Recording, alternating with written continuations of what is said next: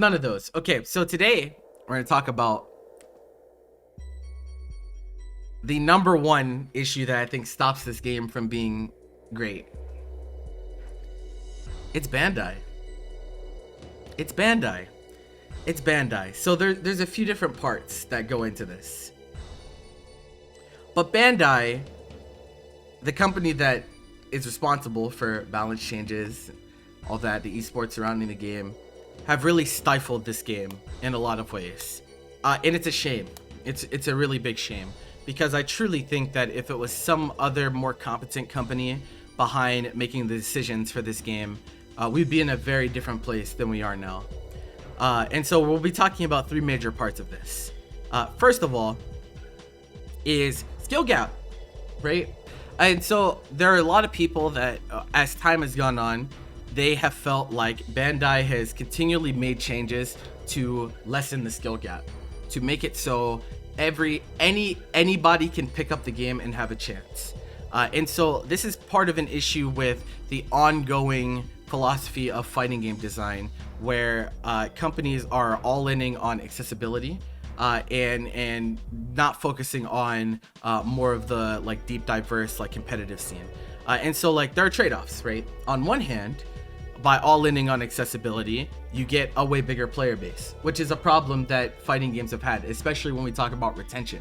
A lot of times fighting games come out, people play it for a short amount of time, they get bored, they go to the next one, or they just stop playing altogether, because fighting games are frustrating, right? And they're hard to learn, and it's hard to keep newer players interested enough to like actually grind it and actually learn and actually become better at the game. And so, you know, this game has made a lot of changes that have introduced volatility to the game.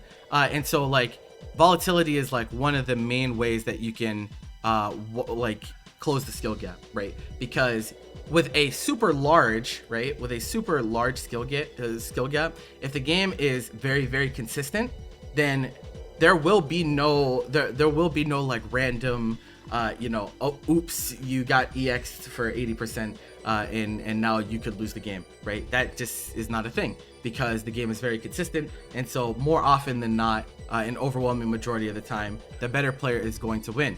Now, is that still the case now? The better player wins a good amount of the time, I would say. Definitely not as much as it used to be. And so like I would harken back to the last video that I made, right, where I talked about Snap, right? Remember Snap in season 2? So like it was so goddamn consistent, right?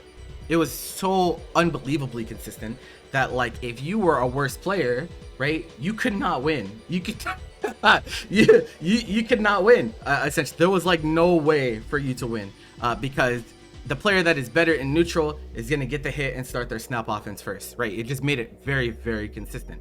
Now that, like I said, is on too far the other end of the spectrum, I would say, too far down one way. But there are also other things, like the way that they do certain assists, right?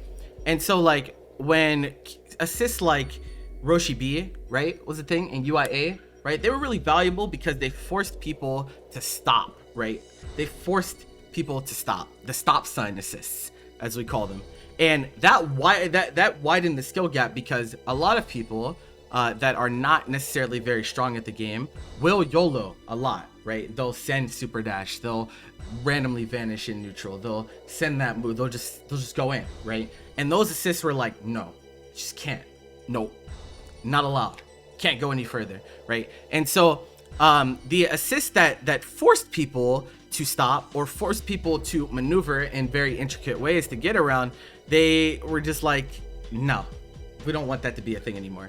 And as time has gone on, it's so funny because they remove like strong assists like that, but then they put things that literally do everything at once, i.e. like Vegito A and whatnot.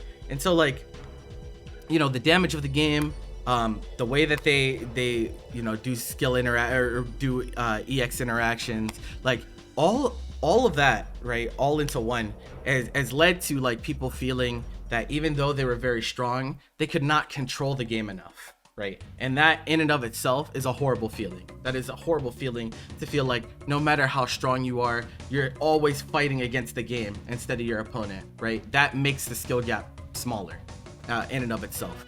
I cannot play you as a player before I defeat the game that is in front of me. And that's not really what fighting games are about, right? And so I think that's a really big deal.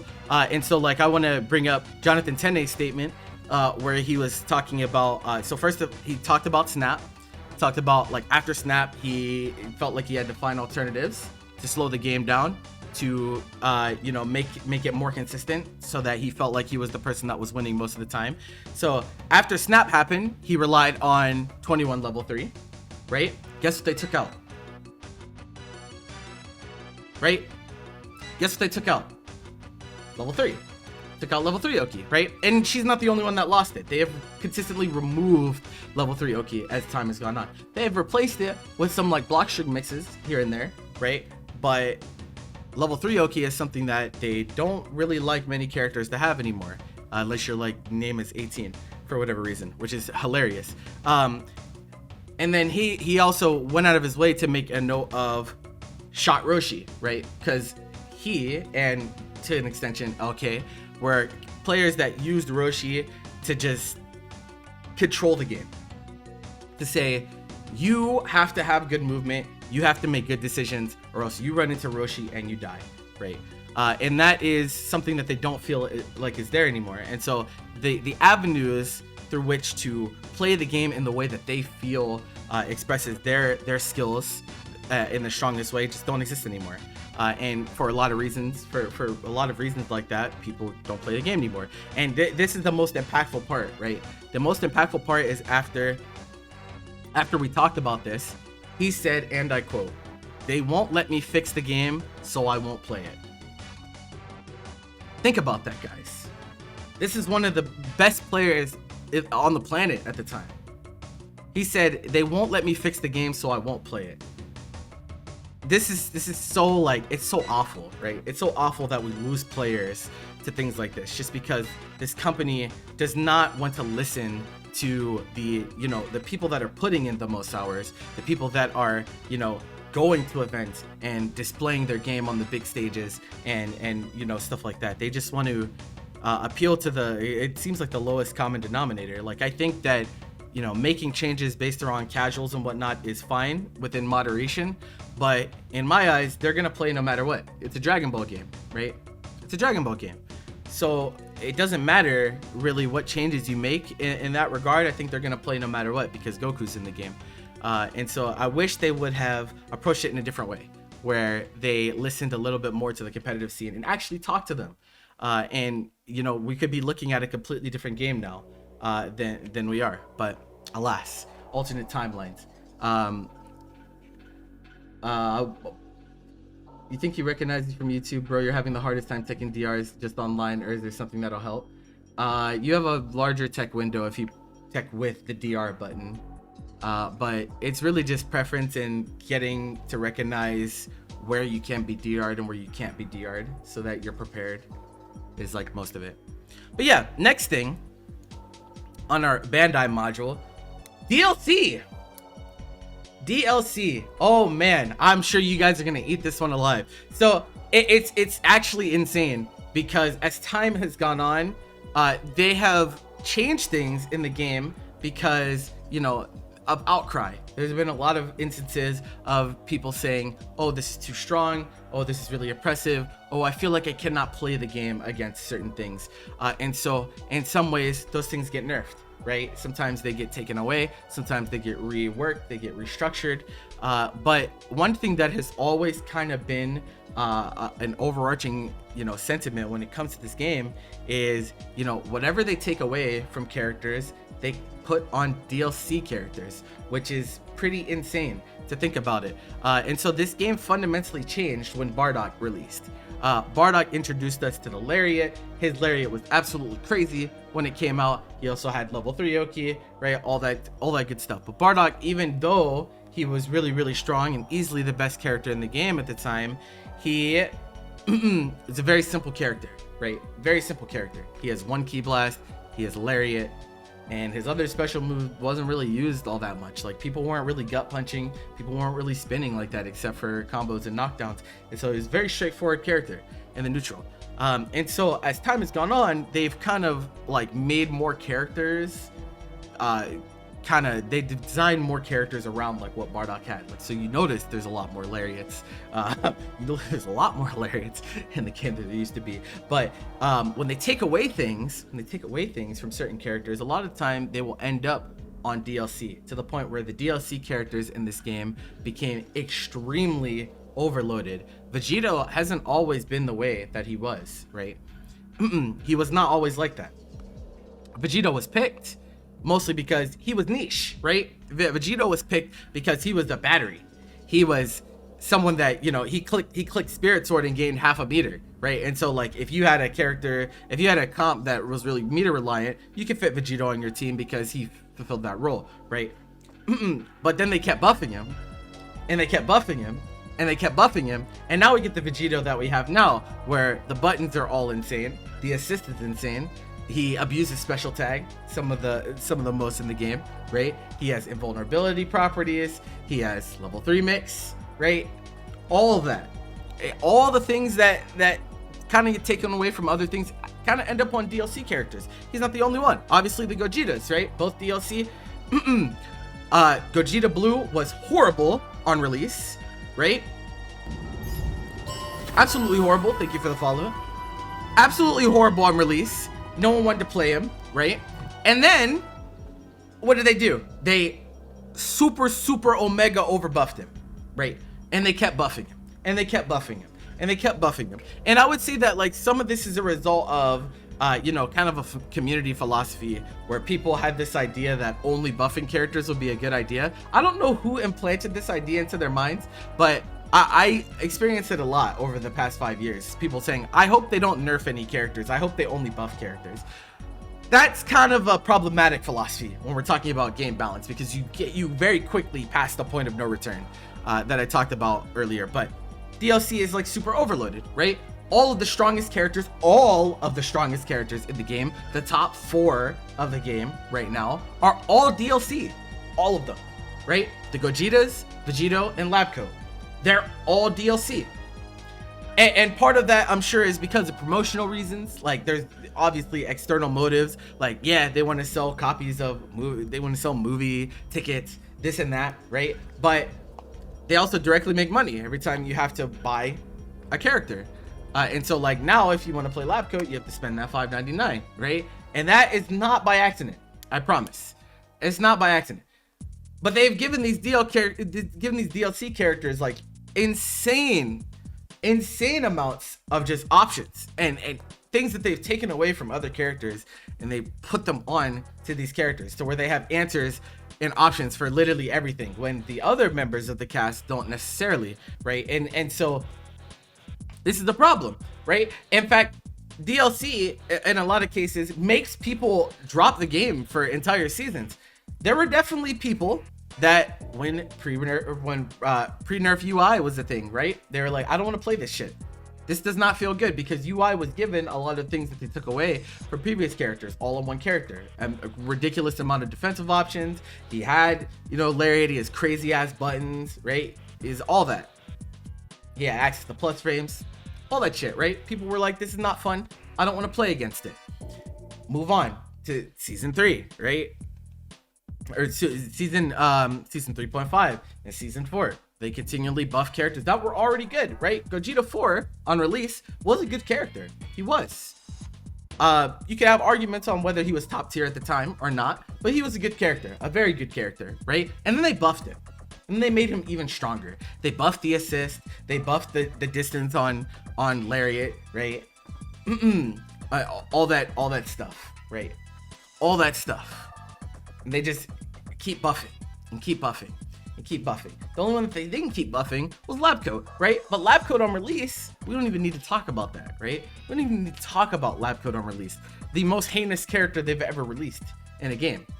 In this game, rather. The most heinous character ever released in this game. Labcoat, right? Had everything, still has everything, right? But on top of that, every time you got comboed, you got debuffed. Every single combo. Didn't matter if it was her that got the hit or if another character on the team got the hit. It was always special tag, knockdown, debuff. Every single time. DLC. Too centralized on DLC. Like they have done that on purpose because they know that they directly make money from people wanting to buy the DLC. And they've also balanced around characters that are just really popular. Like obviously the fusions are really popular characters in the, you know, the original IP, so that makes sense. But I don't think it's by mistake that, you know, they all, you gotta pay up. You gotta pay up to get him. So I have a statement from Coach Steve, right? Coach Steve, another player that has stopped playing Dragon Ball FighterZ for the time being. He's much more focused on like KOF and whatnot now. I asked him, as I did with everyone, what would you say is the #1 thing that made you stop focusing on DBFZ? His answer, 2 words: Labcoat's existence. Labcoat's existence. With the first 2 words he said. Now he did follow up with some other stuff that I'll bring up in a bit, but his first response was Labcoat's existence. Even though she's been nerfed, right? You'll see a lot of people say that they still think she should be banned because she's just that strong. I'm not really a believer in that. Like, I don't think she should be banned. But like, yeah, I definitely think that she's overloaded, just like I think some of the other DLC characters are overloaded. I could definitely get behind that. I could see why it would not want to make someone play the game. I get it. That's understandable. I don't blame him. Especially now, right? We live in a world where there's a lot of different fighting games out there. There's a lot of different fighting games out there. Bandai cannot get away with doing things like this anymore. They just can't. They cannot. Or at least that's what I would like to say. The horrible reality is no matter what Bandai does, they're gonna get away with it because it's a Dragon Ball IP. And there's plenty of you that no matter what they do to the game, you will always play, right? And I'm not saying you're necessarily wrong for that. I'm simply saying that there's no drawbacks, right? They don't suffer any consequences for putting out a horrible patch or releasing a ridiculous ass character into the game that destroys the competitive scene. The only reason that we even got a season 4 patch is because when they dropped Labcoat in the game, she was so unbelievably broken that events were starting to ban her. And when they were starting to ban her, they were like, oh wait, whoa, we can't have that. We need people to see this character. We need people to buy this character. We can't have you affecting our bottom line. And so we'll release another patch where they made the game even worse, right? And so all of these things just like kind of demonstrate this incompetence from Bandai, especially when it comes to DLC characters and like creating a meta game that feels fun and rewarding for people to play, right? It's just insane. I don't think I need to stand up here any longer and tell you guys how insane the characters that are running the meta are right now. They're absolutely crazy. But it is what it is, and people are gonna pick them, right? There's a reason that at top level Dragon Ball, most teams are double fusion +1 or fusion lab coat +1, right? There's a reason for that. It's because you'd be a fool to compete in this game and not pick them. And that's by design. They did that on purpose. This is not by accident. This is absolutely not by accident. So I hope you guys can understand that. But by far the most important, right? By far the most important part of all of this. We can talk about things until the world ends. Talk about how, you know, the skill gap isn't exactly where we want it to be. We can talk about how DLC ruins the game for certain people, right? But by far the most important thing that Bandai has demonstrated their incompetence with is the communication. The communication surrounding this game. It is probably the worst of any fighting game I've ever seen. I've never seen a company so adamantly against proper communication with their community. And like, this is a game that is popular. It's very popular. This game had 600 entrants last Evo. People will say like, oh, you know, it's not what it used to be. Yeah, but like every fighting game suffers decline over time. And this game is 5 years old. 600 entrants is a lot, right? That's a lot. That's a lot. So people obviously still care about the game and people still want to play the game. I am making a YouTube video series about the game, right? Obviously I care, but they make it more and more difficult to care as time goes on because they don't want to actually like communicate with us like we're human beings, right? They pretty much treat you all like your wallets. They do. That's what they do.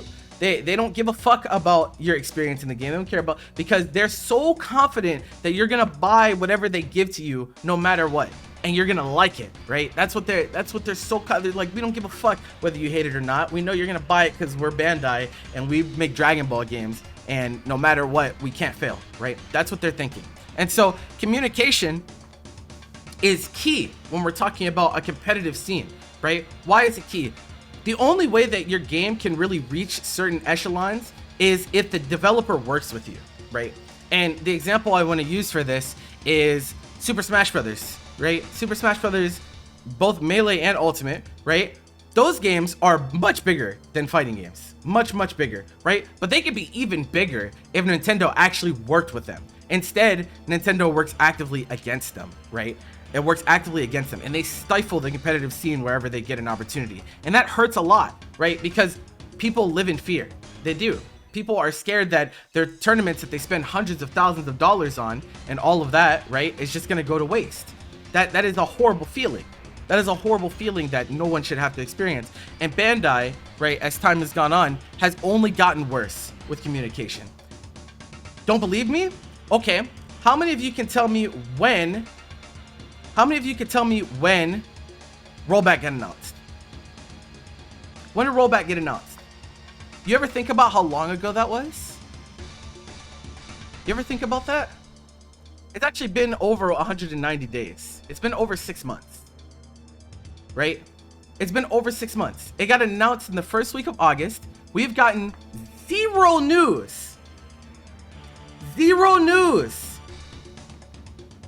With no communication. Now, some people will say, and I've seen this take before, they've said, you know, I'm okay waiting for it as long as the quality is good. Sure, that's a sentiment that you can express. That's fine. I'm not mad at that. But that has nothing to do with the communication, right?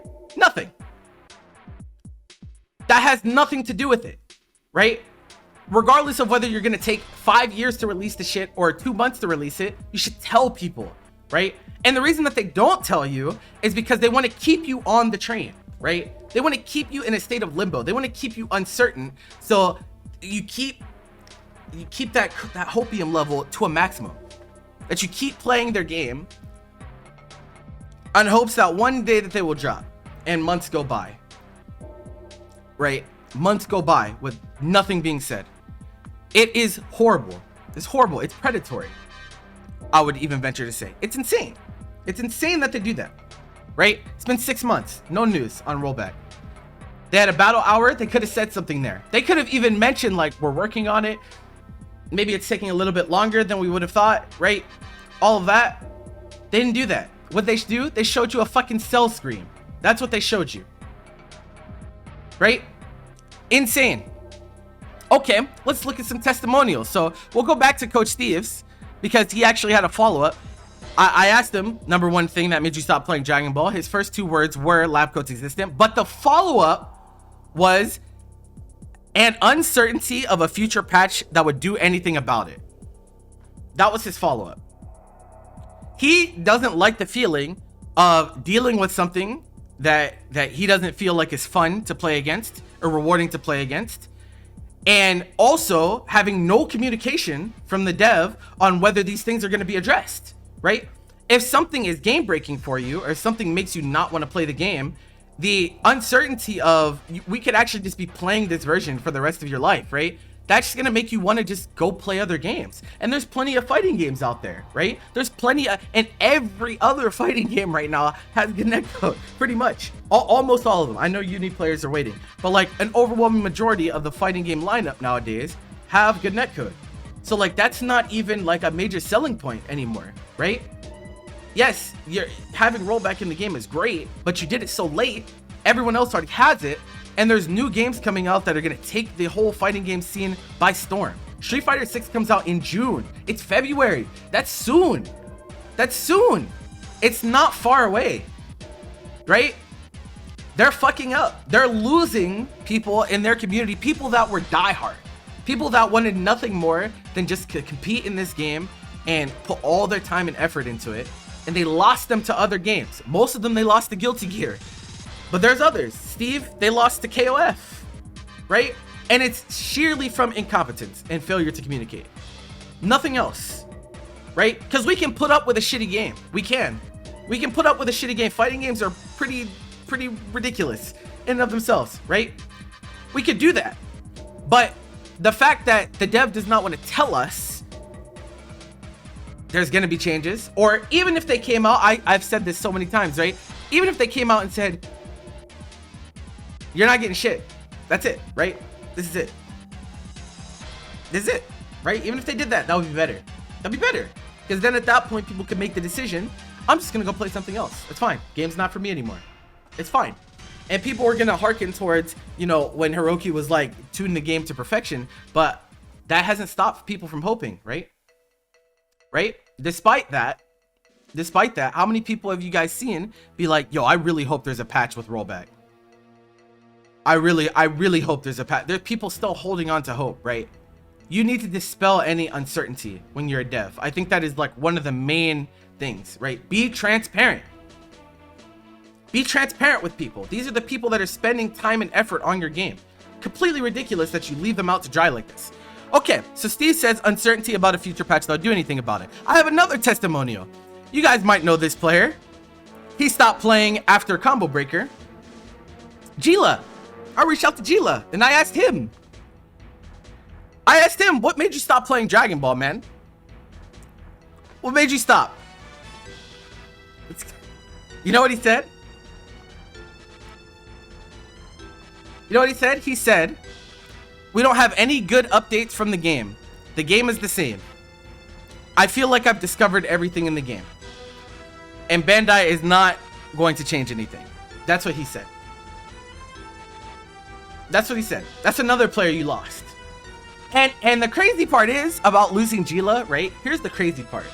It's like, I've talked about a lot of other players that have moved on to other games. Like we talked about Coach Steve, talked about Jonathan Tene, Apology Man, you know, Super Noon, right? All those players moved on to other games.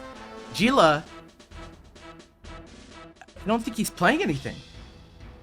He just stopped playing. He doesn't even have an alternative. He's waiting for Project L. I talked to him and he said, I'm just waiting for Project L. He's not playing anything. He would rather play nothing than play this game right now, right? That's horrible. That's horrible. If that does not demonstrate how much they have missed the mark when it comes to communication surrounding this game, I don't know what else does. I really don't know what else does. It is absolutely terrible what Bandai has done to Dragon Ball FighterZ. I don't know. It's like one of those things that like I don't see getting better because it hasn't gotten better in 5 years.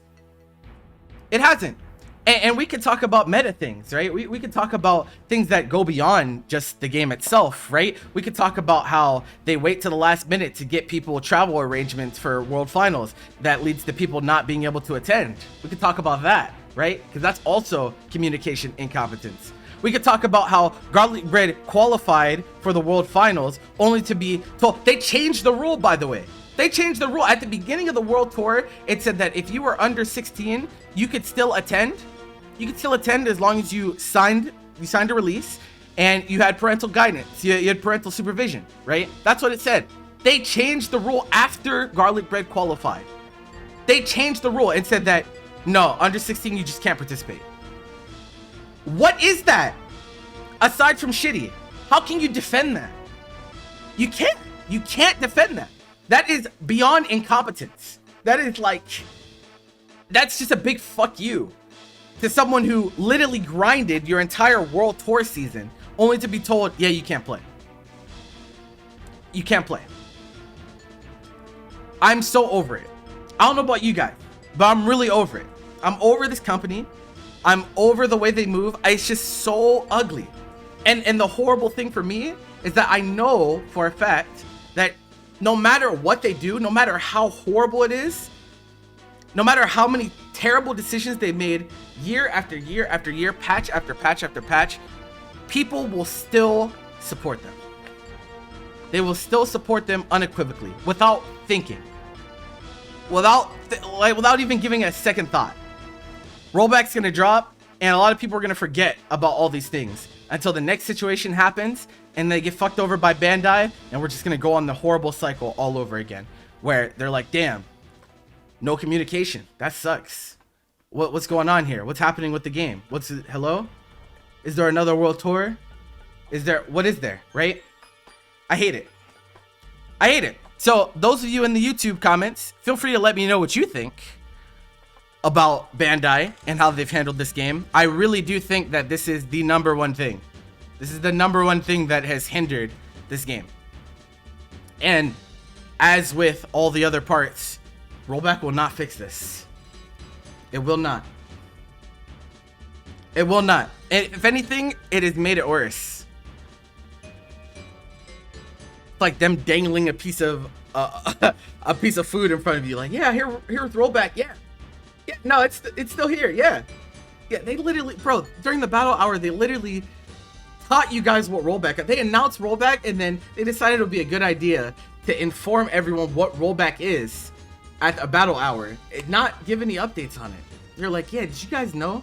Did you guys know about that Rollback thing? Everyone's on the edge of their seats, like, yeah, we know that. Like, yeah, let's get some of that. Nope. None of that. Nope. Will there probably be information at World Finals? Probably. Maybe. Isn't it crazy that it's only, like, we don't even know, bro. I think, like, a lot of people are, like, all in on the idea that, like, Rollback will release right after the World Finals. I don't even think that's a guarantee. Is that insane? Is that insane for me to think that way? I don't even think it's a guarantee. I think you might get a date, but I don't even think there's a chance that it doesn't even come out right after it. It could be time after finals. With the game as bad as it is, dev-wise, communication-wise, and balance-wise, why do you think some people have stuck through thick and thin with it, in your opinion, and from my standpoint? Okay, there's two major things. One is IP. There has never been a Dragon Ball game that has been a traditional fighting game like this, ever. There's never been one, right? People can say Budokai, say Tenkaichi, right? There's never been a Dragon Ball game like this, ever, right? IP is something that can carry really hard, right? People want to play the game no matter what because it's Dragon Ball. If this game did not have Dragon Ball attached to it, none of us would be here right now. And I really do mean that. And I truly believe that. If this game was not Dragon Ball, we would not be having this conversation. We would be playing something else, right? It is only because of the IP that people are willing to give it so many chances, and they're willing to overlook so many things because, you know, it's an IP that means a lot to people. A lot of people grew up with Dragon Ball. They love it, right? It's a worldwide phenomenon. One of the strongest IPs there is in terms of like media, right? That's one of the reasons, for sure, 100%. And if you think that's not the case, like, I don't know what to tell you. I don't know what to tell you. The other thing, well, man, how do